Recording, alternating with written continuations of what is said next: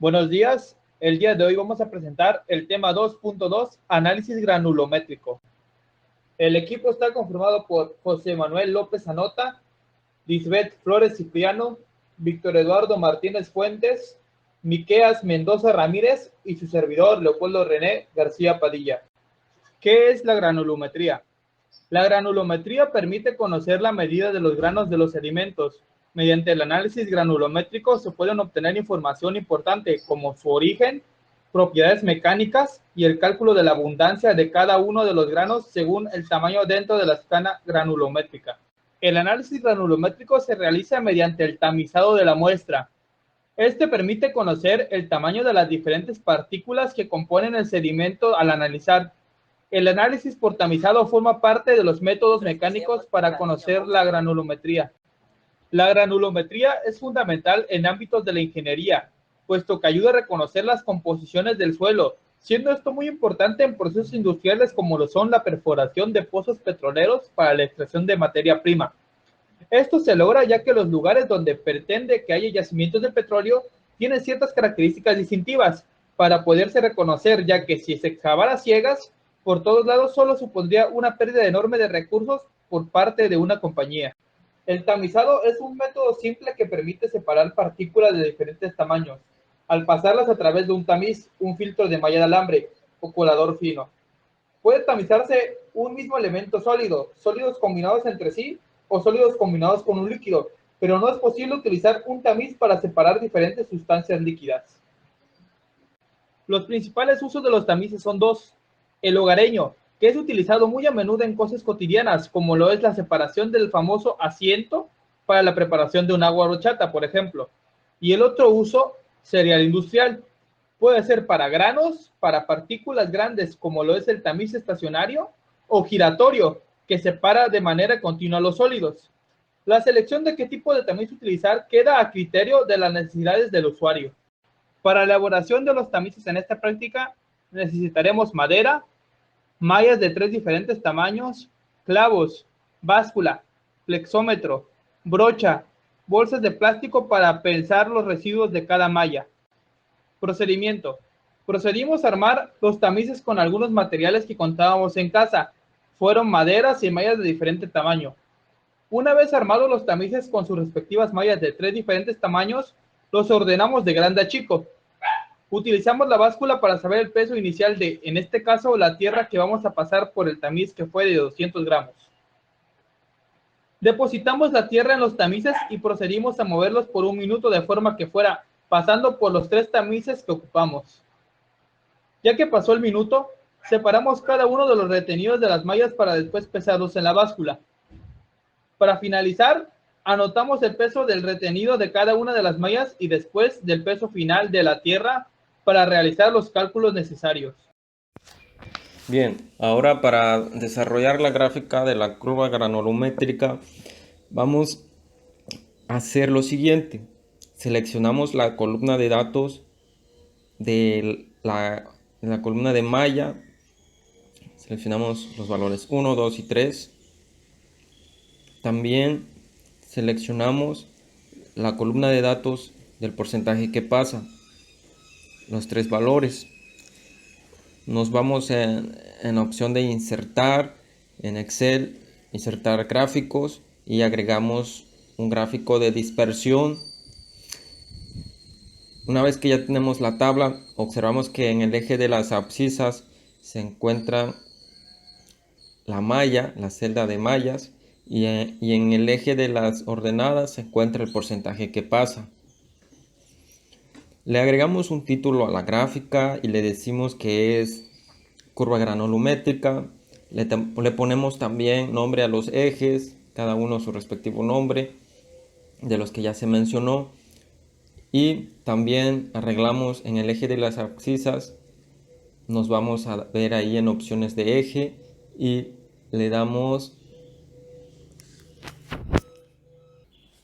y le ponemos numeración logarítmica base 10, ¿verdad? Esto es algo que en la curva granulométrica ya está definido. Por ahí también le podemos hacer en Excel, le podemos marcar las líneas de cuadrícula pero en el ejercicio, bueno, como tenemos tres resultados, pues no lo diferencian, pero sí se logra hacer en Excel, se le ponen las líneas de cuadrícula, cada uno en su respectivo lugar. Y bueno, así queda ejemplificado la construcción de la curva granulométrica con la herramienta de Excel. Ya tenemos todos los datos tabulados y pues con eso finalizamos en la cuestión de cálculos y construcción de gráfica. Muy bien, para realizar los cálculos del análisis de la curva granulométrica procedimos a hacer una tabla. En la tabla se observa una columna llamada malla, columna de peso retenido en gramos, columna de porcentaje de retenidos, columna de porcentaje de retenido acumulado y el porcentaje que pasa. Enumeramos las mallas de 1, 2, 3 y la última, que es la que se obtuvo, y al final está el total.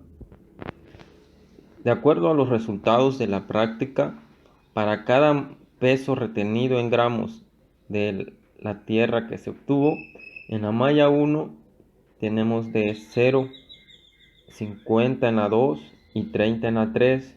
En el restante es de 120. En el total 200. A partir de estos datos obtuvimos el porcentaje de retenido siguiendo la fórmula matemática, donde el porcentaje de retenido para la celda actual es igual el peso retenido en gramos de la celda actual entre los 200 gramos que son del peso total de la muestra multiplicado por 100. Se obtienen los resultados para cada una de las mallas y registramos cada uno respectivamente en la tabla. Por ahí tenemos los valores, los voy a enumerar respectivamente: 0, 25 para el 2, 15% para la malla 3 y 60% para el resultado que queda de restante. Un total de porcentaje de retenidos, como debe ser, del 100%. Para la siguiente columna fue necesario tener el porcentaje retenido acumulado de igual manera bajo la siguiente expresión matemática: porcentaje de retenido acumulado para la celda actual y es igual al porcentaje de retenido de la celda actual al que le corresponde más el porcentaje retenido acumulado de la malla anterior. Para el caso de la malla 1, el retenido acumulado de la anterior pues es 0, así que se pone el resultado de 0 y con la expresión se rellena la tabla de acuerdo a los resultados. Nos da 25% para la malla 2, 40% para la malla 3 y al final de lo que resulta ser es el 100%, ¿no? También tenemos en la última columna que es el porcentaje que pasa en cada malla. Para ello, para la malla número 1 pasa el 100%, de acuerdo a datos experimentales. A partir de allí, usamos la expresión matemática que dice el porcentaje que pasa de la celda I es igual al 100% menos el porcentaje de retenido acumulado de la celda actual al que le corresponde. Y así sucesivamente. Para la malla 2 tenemos un total de 100% menos el porcentaje retenido acumulado que le corresponde, que sería de 25, tendríamos un 75%. Para la malla 3 es un 60%. Ya en el caso del restante, pues no se hace esperar ningún resultado, hasta ahí llega. Y como podemos decir, pues estos son los resultados que se obtuvieron con las expresiones que por ahí los presentamos, de la cual nos sirvió para terminar la tabla. Ahora seguirán las conclusiones individuales por parte de los miembros del equipo. Como mi conclusión, se reconoce la importancia de la granulometría para ámbitos de operaciones que trabajen con las características del suelo, ya que se puede obtener mucha información por parte de un análisis a una muestra de suelo. Yo puedo concluir de la siguiente manera. Por ejemplo, observé que en la tabla, según los datos, el porcentaje de retenido de lo que cae en la mesa y el porcentaje que pasa de la última malla, en este caso sería el 3, son datos equivalentes, se mostraron experimentalmente y bueno, puedo yo concluir de que son congruentes los datos, entonces sí hay veracidad en cuanto al resultado. También puedo concluir que se analizó los datos de la tabla para desarrollar su respectiva curva granulométrica y de esta manera pude observar eh, el comportamiento de la materia, en este caso el suelo, en granos a través de los tamices y posteriormente se determina el grano, el tamaño, ya sea la calidad del suelo de estudio. Fue muy interesante la manera de aprender por medio de un experimento. Como conclusión de esta práctica se obtuvo los diferentes tamaños de las partículas que componen el sedimento a analizar. Cuando se realizó el tamizado, las partículas se van clasificando de forma que cuando se realiza la agitación de los tamices, por medio de esto se obtiene la distribución de las partículas sólidas, que se realizó por medio de la curva granulométrica.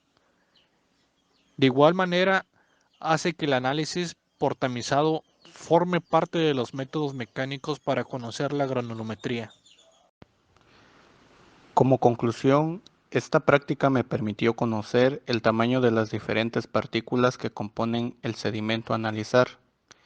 El análisis por tamizado forma parte de los métodos mecánicos para conocer la granulometría. Como conclusión personal, puedo decir que mediante la práctica que realizamos observé que al momento de realizar la agitación en los tamices, las partículas se distribuyen, por lo cual obtuvimos una curva granulométrica de las partículas.